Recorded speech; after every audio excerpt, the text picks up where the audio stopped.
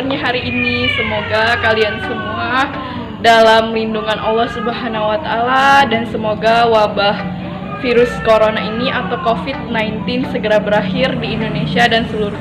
Baiklah, sebelum itu saya ingin memperkenalkan diri saya terlebih dahulu. Perkenalkan, nama saya Putri Wulandari, bisa dipanggil Putri. Saya adalah mahasiswa jurusan Bimbingan Penyuluhan Islam, Fakultas Dakwah Universitas Islam Negeri Sultan Taha Saifuddin Jambi.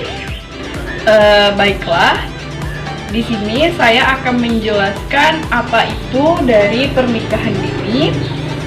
Seperti yang telah saya jelaskan di awal tadi, saya akan menjelaskan dampak-dampak dari pernikahan dini itu sendiri. Apa itu pernikahan dini? Pernikahan dini adalah pernikahan yang terjadi di saat usia mempelai di bawah 18 tahun.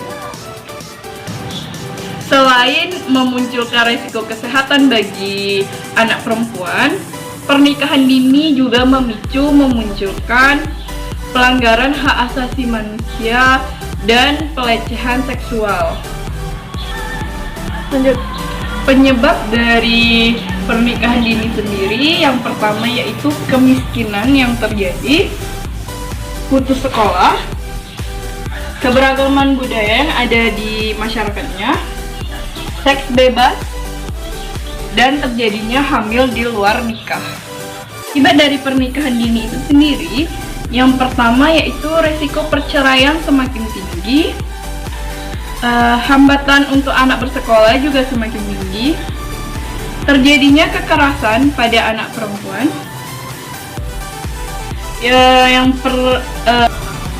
yang ketiga yaitu kekerasan pada rumah tangga, kesulitan ekonomi, karena pada pernikahan dini kesulitan ekonomi ini sangat tinggi dikarenakan anak laki-laki yang masih berusia di bawah umur 18 tahun tidak dapat melakukan pekerjaan dengan maksimal. Yang berikutnya ada HIV atau AIDS.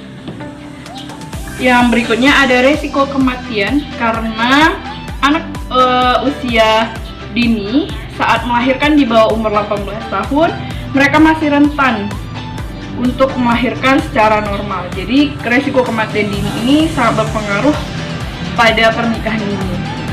Yang berikutnya ada kanker serviks. Berikutnya ada keguguran.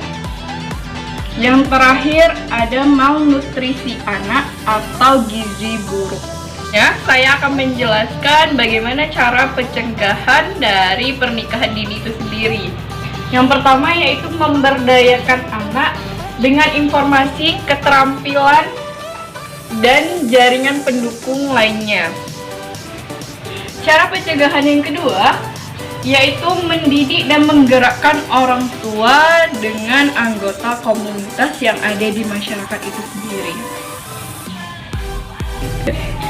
Cara pencegahan yang ketiga yaitu meningkatkan akses dan kualitas pendidikan formal bagi anak agar anak tersebut dapat mengerti bahayanya dari pernikahan dini.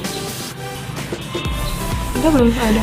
Yang berikutnya yaitu membuat dan mendukung kebijakan tentang pernikahan dini agar pernikahan dini ini dapat menurun resiko dari pernikahan dini tersebut, supaya masyarakat mengerti dampak dari pernikahan dini itu sangat-sangat berbahaya.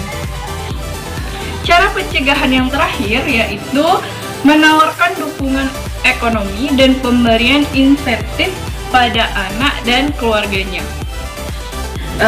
Yang terakhir, saya akan menjelaskan program-program apa saja untuk penanganan dari pernikahan dini itu sendiri yang telah disesuaikan dengan kondisi atau wawasan yang ada di masyarakat Indonesia agar program ini dapat diterima oleh seluruh masyarakat Indonesia bagaimana dampak dari pernikahan dini itu sendiri. Jadi program yang pertama yaitu ada peer support atau kelompok dukungan. Kelompok kamu.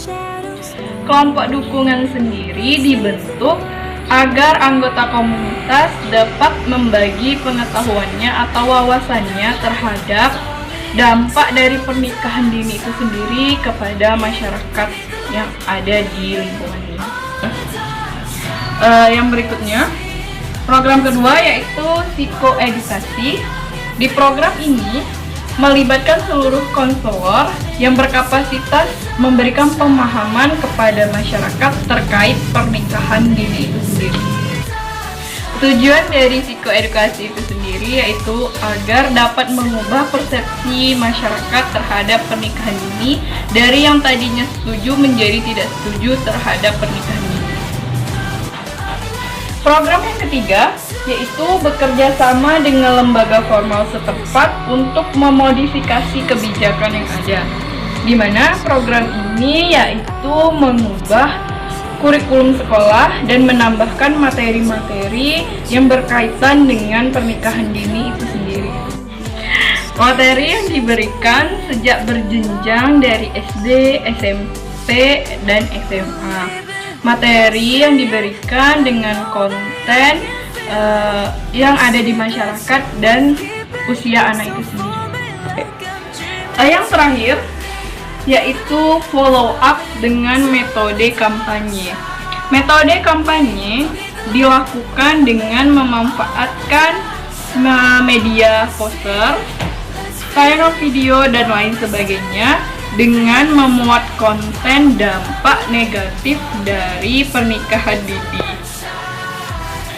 Pernikahan dini secara fisik maupun psikis, penekanan pentingnya sekolah, hak-hak anak, kesehatan reproduksi, dan lain sebagainya.